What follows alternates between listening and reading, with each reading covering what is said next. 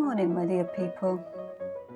This morning we have to address a topic which is going to come up later on the channel, namely corsets. Ladies and gentlemen, we have to discuss this topic because, we admit or not, this is still controversial, and I am here to disperse these clouds. As many people in the craft has already been declared war on these people who keep slandering corsets and trying to discredit them. I'm joining this line to shed some light on this still nowadays very controversial piece of garment, because the people of mine, there is a good reason why they want to discredit corsets.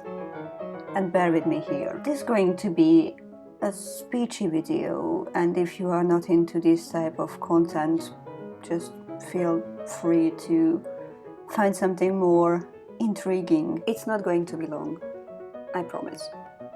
So for first, we have to address some points in history, because this is a widely and sort of inaccurately known fact that corsets are present since the beginning of time, namely from the Minoan culture, and it was my opinion too until the recent times when I crossed a very, very thorough research from Carol Tolley, and the research was conducted in 2008, and this is a very convincing one.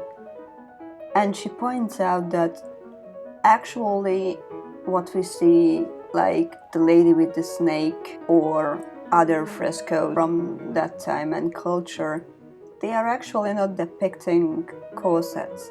They are close-fitting garments, but the flounces on the skirts actually just accentuating this look. So, I'm sorry, but myth busted. From the beginning of our culture and society, corsets were present. And despite the opinion that they are not valid as a garment anymore, they are. There is this dubious opinion that corsets were discarded in World War I. And yes, there was metal shortage, there was fabric shortage, and people had to pull everything together, but the corset stayed. It just called girdle, and they used plastic for boning. So, another myth busted. There are people who, not really rightfully, but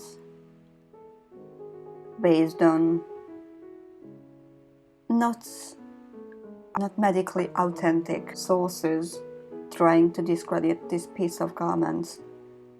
Namely, there is a study from Susan Isaac, and she points out this picture about the rib cage, which is, according to her, deformed because the lady was tight-laced in all her adult life.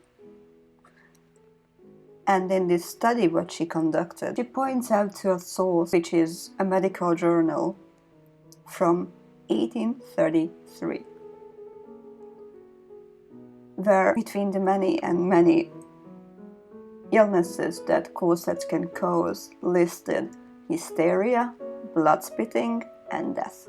I would not really give credit for a study who lists sources like that. And we can find many studies like this based on hearsays or not accurate sources.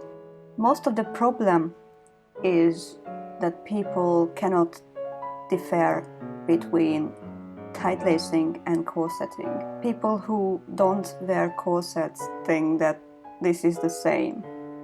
I would like to add that there are good studies and good sources about corsets and corset wearing.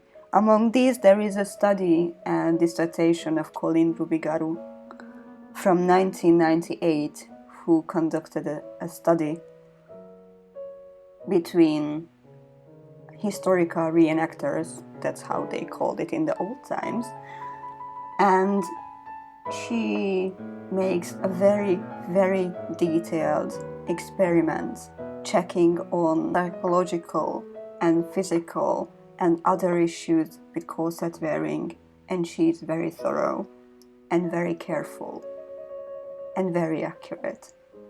I would recommend to check on it. Well, it's 200 pages, so only if you are a researcher I would recommend to read top to bottom. But this is a very nice source, and I could just recommend it. There is a fact that even until the 1890s, people were not rigorously speaking against tight lacing, and this abhorrence came because anorexic tendencies started to be widespread. This is a very complex question because women's body were taboo. They did not discuss anorexia, they did not discuss mental disorders, not even with doctors, until even the recent times, and nowadays some things are still taboo. And as a conclusion, I must tell you a secret, and this is a power that people can have over themselves. At the average 1890s teenager had no agency at all. The only thing what she can control is her weight. This is power. This is power to shape yourself in any form that you fancy. Doesn't matter that you are a man, woman, or whatever you define yourself. You can still choose your own form. It's up to you, and no one can judge you. I rest my case. Now we are kicking in the new project, which starts with undergarments. First a chemise, then a corset. Then we're going to move on to a petticoat, because my old petticoat is in rags. I've worn them to death, actually, poor things. And now I need another one. And later we're going to move into some extant garments. I need a new walking skirt and a new vest or waistcoat also. And who knows, next time maybe we make a coat, because winter is here.